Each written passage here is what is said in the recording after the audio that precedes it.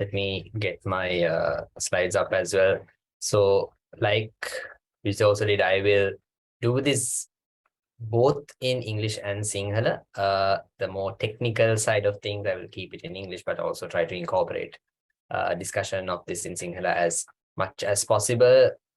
I will focus most of what I'm talking about really on the financial side of it, the fiscal side of it, because that's really where my expertise can come into this. Whereas the education, the specific educational side of things, I think Dr. Ta talked about, Mother will talk about, so I will leave that side of them to them.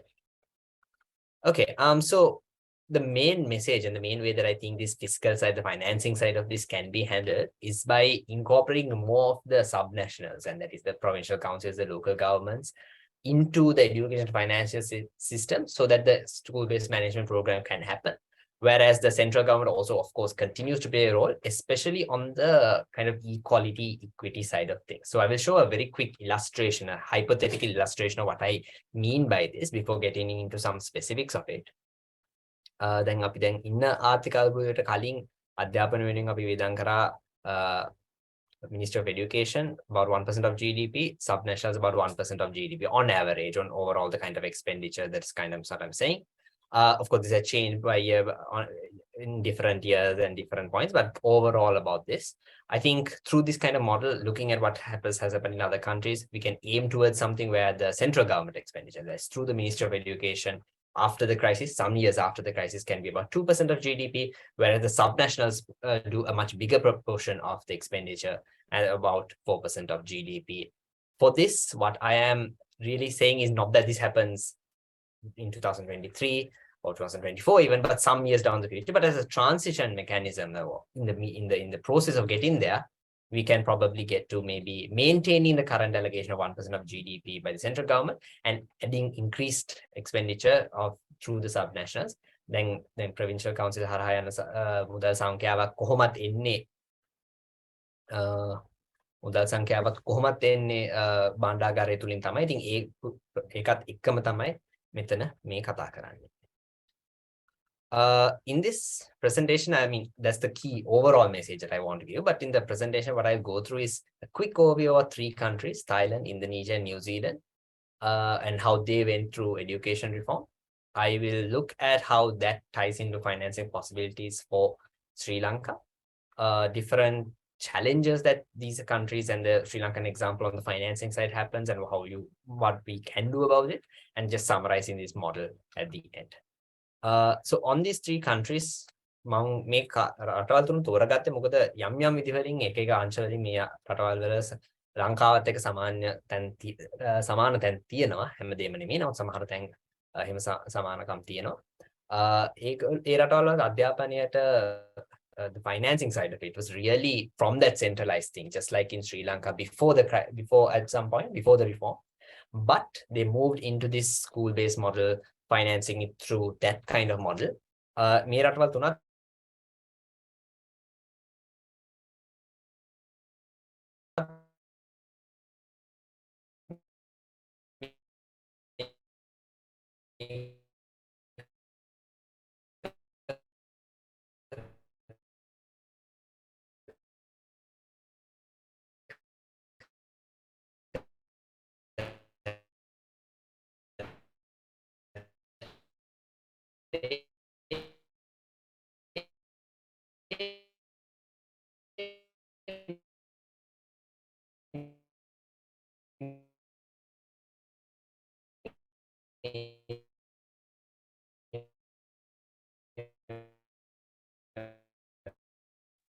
Chayu, somewhat not clear, your voice. Lanka wage to Sri Lanka.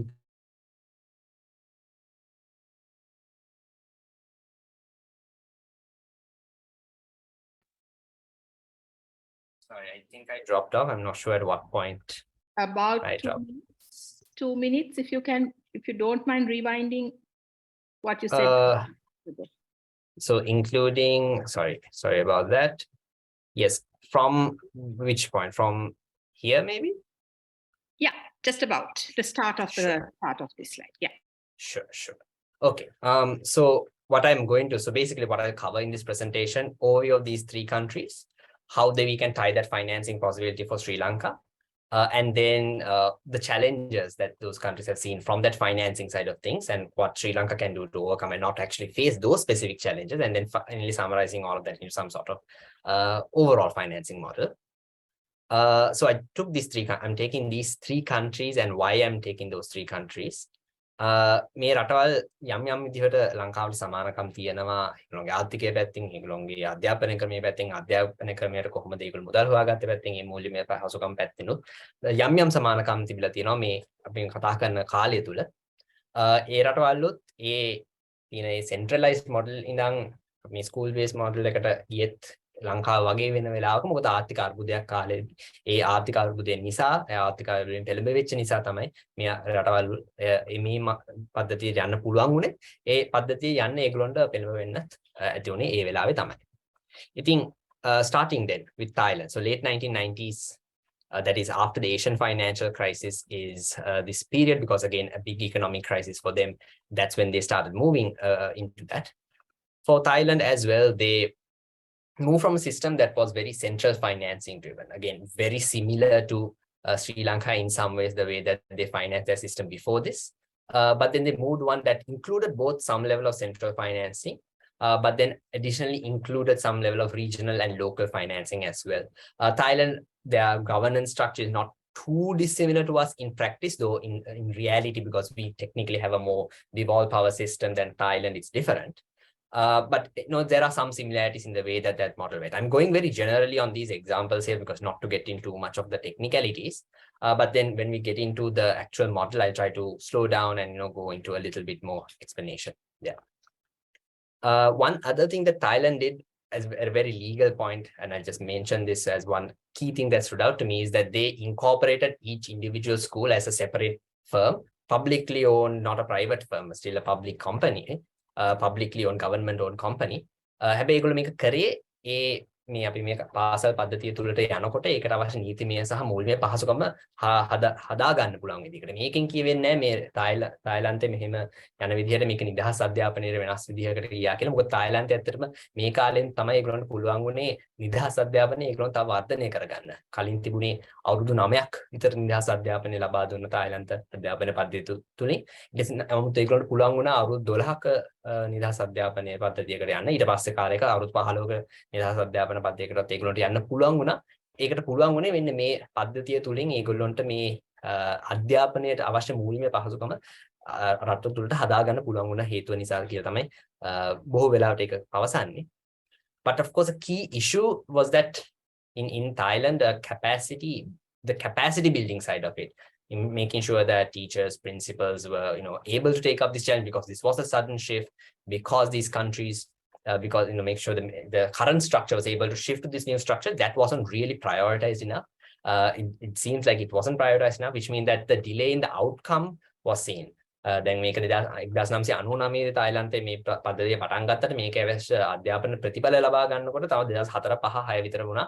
මොකද මේ capacity building පැත්ත ඒගොල්ලන්ට එච්චර ඉස්සරහට ගෙනියන්න පටන් ගන්න බැරි වුණා නිසා. ඉතින් ඒකත් අපිට ගන්න පුළුවන් අදහසක් ලංකාව ගැන කතා කරනකොට මේ වගේ දෙයකට කොහොමද මූලික පහසුකමක් ගන්නෙ? How can we finance the capacity building side of it as well?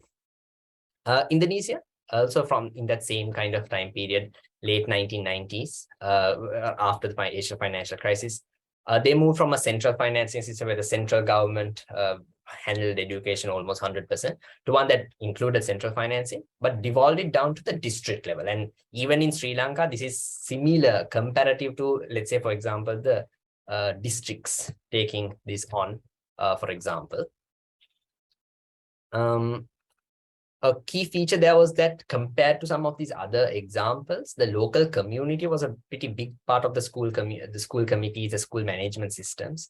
Again, ගුරුවරු දෙමව්පියෝ විදුහල්පතිවරුන්ට අමතරව ඒ ප්‍රදේශවාසීන්ුත් ගොඩක් මේ පද්ධතියට ගොඩක් සම්බන්ධ වුණා. මේ ඉන්දෝනේසියාවේ උදාහරණයේදී ඒක අනිත් රටවල් වලත් සම්බන්ධ වීමක් තියෙනවා ප්‍රදේශවාසීන්ගේ. නමුත් මේ උදාහරණයේදී ඉන්දෝනේසියාවේ ඊට වඩා ගොඩක් සහභාගීත්වයක් තිබුණා. එතකොට ඒකෙන් සිද්ධ වුණේ ගොඩක් ප්‍රදේශවාසීන් මේකට උනන්දුවක් දක්වන පළාත්වල, දක්වන දිස්ත්‍රික්කවල, දක්වන ඉස්කෝලවලට ලොකු දෙයක් කරගන්න හම්බුණා. නමුත් එහෙම වැඩි උනන්දුවක් නැති පළාත්වල එතන ගැටලුවක් ඇති වුණා. මොකද මේ පද්ධතිය දිගටම කරගෙන යන්න බැරි කමක් ඇති වුණා ඉන්දෝනේසියාවේ ඒ වෙලාවේ.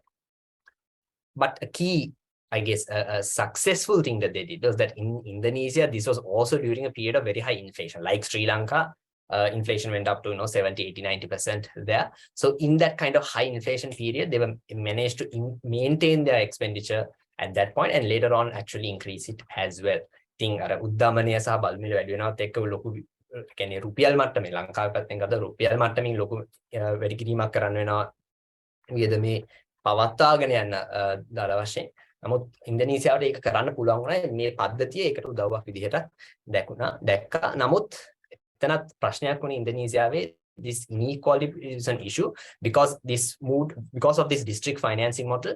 Some districts were able to get more revenue than other districts, and therefore those districts had better schools, better outcomes than the poorer districts. And in Indonesia compared to Sri Lanka, of course, the difference is that a lot bigger country, there's a lot more geographic distribution, so it's a lot harder to compare in that sense. But that is a key issue there. That's another thing to kind of take into consideration there. A third country I want to take a look at is in New Zealand in the late 1980s. This, of course, now although we think of New Zealand as a rich country now, at that point, Indonesia was also going through a very deep economic crisis and was going through long queues, no water, no power, no electricity, those same kinds of issues Sri Lanka is broadly going through as well, a big economic crisis there. And they, of course, when they reformed and get out of it and they actually became a developed country later. But the point here is that this is also the point where New Zealand also really pushed this school-based management reform and managed to get that sorted as well. So before the reform process, they also had a largely central financing thing, but they moved on with central financing along with local financing at the local level. So city governments, municipal governments, things like that. They had a very strong system where the Central Education Authority had very high quality management goals. So they had individual, the Ministry of Education had a few departments, one for teachers, one for principals, one for the curriculum, etc. And those departments, the primary goal was to both, in terms of the curriculum, of course, to create the curriculum, but for the rest also to have very strong management of quality across the system. And that central authority was funded for that basis. So in this question of, for example, that I think Dr. Tara also brought that question up about teacher recruitment. නවසීලන්තයේ දවස්වල වුණ එතන ඒගොල්ලෝ තෝරගත්ත විසඳුම තමයි ඒකට පාසල් මට්ටමින් ගුරුවරුන් බදවා ගැනීම කරගන්න පුළුවන් වුණත් ගුරුවරුන් පුහුණු කිරීම සහ ගුරුවරුන් පුහුණු කිරීම පද්ධතියවල තියෙන යම්කිසි ඒක බලා ගැනීමේ පද්ධතිය මධ්‍යම ආණ්ඩුවට එතන සිද්ධ වුණා. So that's one way that can happen. It's not necessarily directly comparable to Sri Lanka because New Zealand is a much smaller country with a much smaller population, about 25% of Sri Lanka. But it's something that gives some indication of one model that can be used there.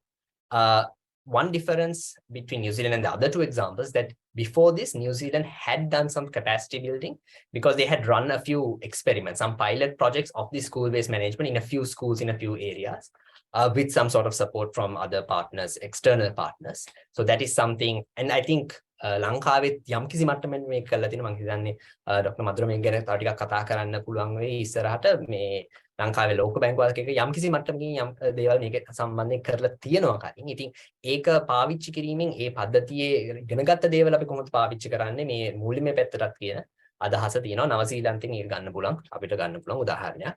The issue and the key issue in New Zealand was that they had a very complex formula-based mechanism to actually do the funding for some schools. So it was not only per capita or based on students, but it was based on the number of buildings. It was based on the nutritional quality amount that in a region. It was based on the tax amounts in the region. Very complicated thing that meant that in some regions you ended up in New Zealand having a lot overfunded schools and some regions having very underfunded schools as well. So again, an inequality question that stems from this complexity of the situation.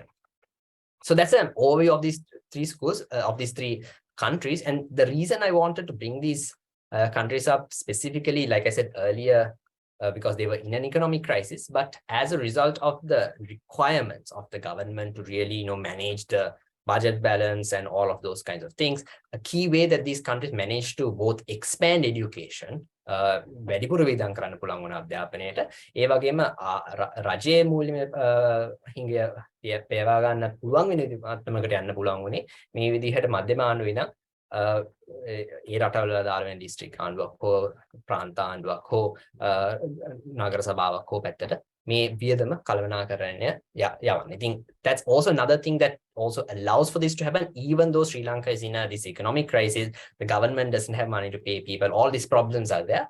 But this school-based management system and funding it through the subnationals is actually a way that can allow for that expansion of education despite, and in fact, because we're in that educational crisis. So that's also another point that I wanted to make. So tying these things together in some possibilities for Sri Lanka. So I'll look at these 4 areas. So in the central government, so that is basically the financing done by the treasury, financing that can be done by local governments, so revenue from the local governments themselves. I'm taking the provincial governments and the education zones together for a reason that I will explain, but I'm going to take that together in any kind of revenue that comes from the regional source and anything external that comes, dollar sources that comes.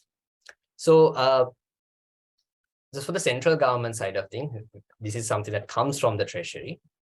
I think so it can be block grants. So whether it's per capita based on the number of people in the region or per student based on number of students in a school is something then to kind of consider. I'm not going to go into too much on that technical definition. I'm going to continue on this on the basis of it being a per student kind of funding. And then from those other examples, the other thing that we can talk about is in addition to block grants being given to schools on a per student basis, can there be additional allocations on top of that first block grants for additional requirements? So it could be for capital expenditures, it could be for specific projects, it could be for specific educational targets, different things, how the central government can send additional financing in addition to the per student spending down to the school levels. A key thing that I think, it's almost obvious, but what this means that the current allocation, in reality, how much money a school currently gets should not decrease as a result of this process. Then දැනට ඉස්කෝලයක් දැන් තියෙන පද්ධතිය තුලින් කොහොම හරි විදිහකට හම්බෙන මුදල් සංඛ්‍යාව වියදම් වෙන මුදල් සංඛ්‍යාව වෙනස් වෙන, කියන්නේ අඩු වෙන්න අවශ්‍ය නැහැ කොයි වෙලාවත් මේ පද්ධතිය ක්‍රියාත්මක කිරීම තුලින්. එහෙම කරන්න යනවා නම් ඉතින් ඒක වැරදි කියලා මම හිතනවා. ඒ වෙනුවට ඒක වැඩි කිරීමක් මත තමයි කරන්න අවශ්‍ය වෙන්නේ.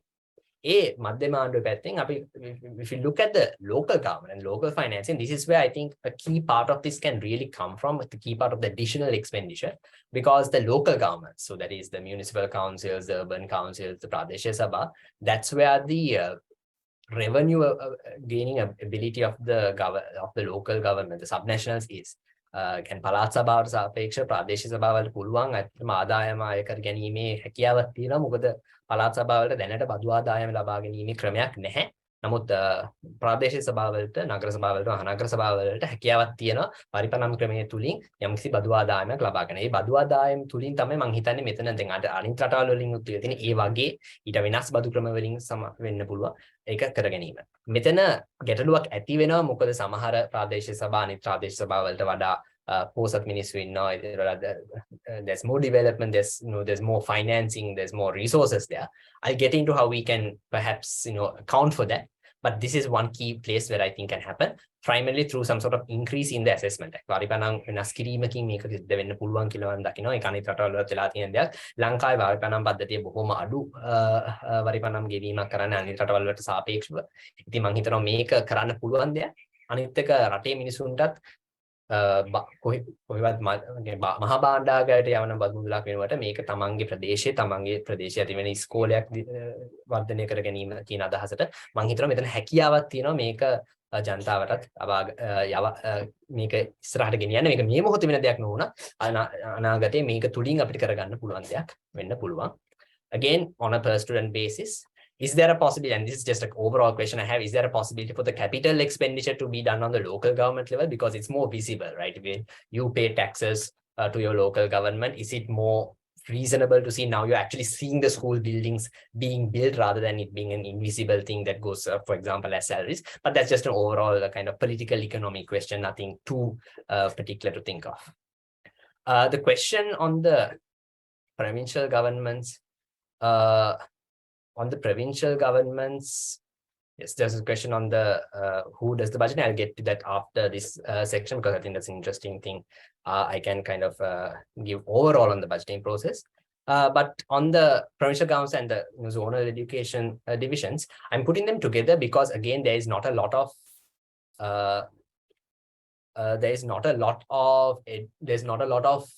revenue base for these institutions. So if there is any new revenue or any new financing that has to come through from that source, it has to be something new that doesn't currently exist, which is therefore the question. So right now the provincial government transfer, the actual expenditure comes largely from transfers from the treasury itself. So how can we not only have that but also have some sort of revenue base for the provincial government is a question. There are different ways. I mean, what kind of revenue increasing activities are there? It should not be, of course, asking people to pay for education, but are there other things that can be done? Can there be education bonds that can be issued by the zonal education division through some sort of legal process? Can there be other revenue basing mechanisms that can be then used to transfer money into some sort of education facility? Different things to therefore think about. Of course, if there's any expenditure management that needs to be done to allow for this, that's also good, but I'm not going to focus too much on that because that's not really the focus here. Sometimes local governments have some sort of additional surpluses that are possible in specific local governments in particular. So can there be a way to get that surplus revenue from those particular local governments into some sort of more provincial or some sort of zonal education fund that can then be redistributed across the rest of the province, or in some cases across the rest of the country? What is the kind of possibility there? And of course, that's the local side. On top of this, if there's any avenue for external financing, that is also something that can be done. ඉතින් මේ පද්ධතිය ලංකාව තුලින් ගන්න පුළුවන් ඒ මූලික පහසුකම් මේක අලුත් ආදායමක් ලබා ගන්නවා නම් අධ්‍යාපනයේ සඳහා පාවිච්චි කරන්න එක කොහොමද කරන්නේ? ඊට අමතරව ඉතින් පිට රටින් මොනවා හරි ඩොලර් පැත්තෙන් මොනවා හරි මූලික පහසුකමක් එනවා නම් ඒකත් පාවිච්චි කරන්න පුළුවන්. දැන් මේ ගැටලු ටික ගත්තම මෙතන ප්‍රශ්න තුනක් ඇති වෙනවා මට. අනිත් රටවල් එක සාපේක්ෂව ගත්තමත් ලංකාවේ තියෙන එක ගත්තමත්. First, of course, is inequality. Then is the capacity side of this, both the financial capacity, but also the school-based management system, the educational capacity of it. And the third is some sort of legislative issues that might be there. So I'll go over these things and I'll take those two, I think, points on the questions that were kind of raised and the thoughts that were there in the chat. On the inequality, one thing that was recommended in some of these financing models in some other countries, that in addition to the personal financing, can the treasury, the central government, which is of course the big revenue authority in the country, which has the most money, can they also do some sort of per school funding? එතකොට හැම ස්කෝලෙටම යම්කිසි ප්‍රමාණයක් හම්බුනම පොඩි ස්කෝලයකට හම්බෙන ප්‍රමාණය සාපේක්ෂව වැඩි වෙනවා. මොකද ඒ හැම ලොකු ස්කෝලයකයි පොඩි ස්කෝලයක එකම සංඛ්‍යාව හම්බුනම පොඩි ස්කෝලයකට එකෙන් කරන්න පුළුවන් ප්‍රමාණය වැඩි වෙන ප්‍රමාණයක් තියෙනවා. මේක වෙන්න ඕන දැන් ළමයි වෙනුවෙන් හම්බෙන පද්ධතියට අමතරව වැඩිපුර මූලික පහසුකම් මධ්‍ය මාණ්ඩුවෙන් ලබා ගන්න පුළුවන් දී ස්කෝලයකට ඍජුවම. At the local level, at the regional level, like I said earlier, some sort of surpluses that are generated in different parts, can they be redistributed here? Practically a little difficult the way that things are right now, which is where the legislative side of it can come into place. External financing can be a part of this, especially when there are different projects that primarily benefit rural schools, whether it be food projects, nutrition, different medication projects, infrastructure projects that are financed from, let's say, the World Bank, the ADB, or even through bilaterals like, India, China, all of them, who also do projects that sometimes helps poorer schools more than others. Capacity, of course, is another question. I think in the kinds of discussions I've also had, I've realized this is more and more issue that has been there and also has been issue in those other countries, as we've seen.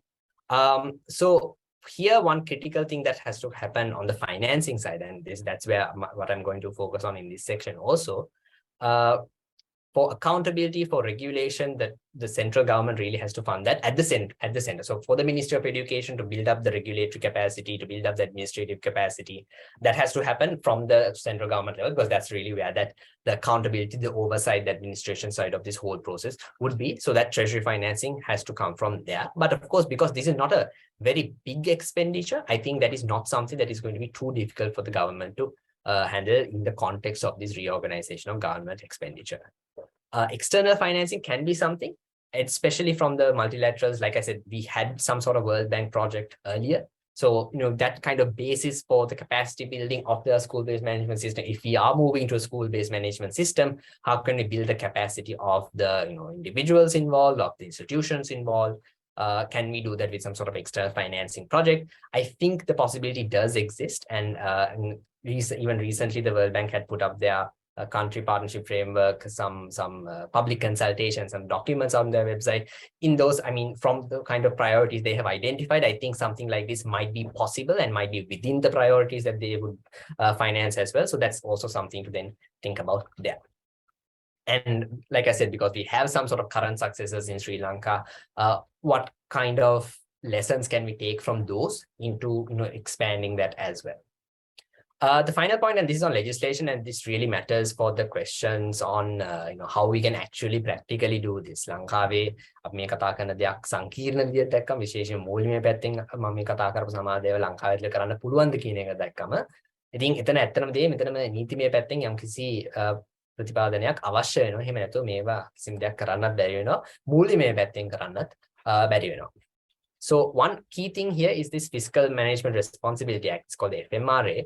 Again, some 20 years ago, this was passed, but then it got we put it off with the tsunami, and then we never really renewed it. Something like that with some sort of medium-term budgeting process, I think will be essential to ensure that the education, the focus on education from the central government side, the expenditure allocations continue not just for 1 year, but 2, 3, 4 years down the line, some sort of priority there. And that has to come from some sort of legislative process. Otherwise, these things can easily get changed one way or the other. But critically, it's also something that we'll need for not just for the central government, but something else, either including the subnationals more in some sort of legislation like this, or getting some sort of new legislation for the subnationals as well. So that's where I take that question on the fact that local government expenditure and the provincial council expenditure is quite small, which is exactly the point. Like there is no ability for them to really do that right now. So that has to come from, I mean, they have the theoretical ability to do that, let's say, but how can we realistically do that in a Sri Lankan context? I think we need something like this to also push the financial side of these things as well. Again, given what we are seeing from the, so in the context of, like I said, the kind of priorities that have been put out, I think there is space for something like this. මේ වගේ නීතිමය පහසුකමක් ලබා ගන්න පුළුවන්කමක් තියෙයි කියලා මම හිතනවා. ඉතින් ඒ වුණත් ඒක මේ වෙලාවට අග්ගාල කරලා ඉවර වෙලා ඊට පස්සේ ප්‍රශ්නේ ඉවර වෙන දෙයක් නෙමෙයි. දිගින් දිගටම මේ ප්‍රශ්නේ තියෙන්න පුළුවන්. ඉතින් මේක කෙටි කාලීනව ගන්න පුළුවන් විසඳුමක් විතරක් නැතුව ඉතල බලලා කොහොමද කරන්න කියන එකත් නිකන් බලන්න ඕන.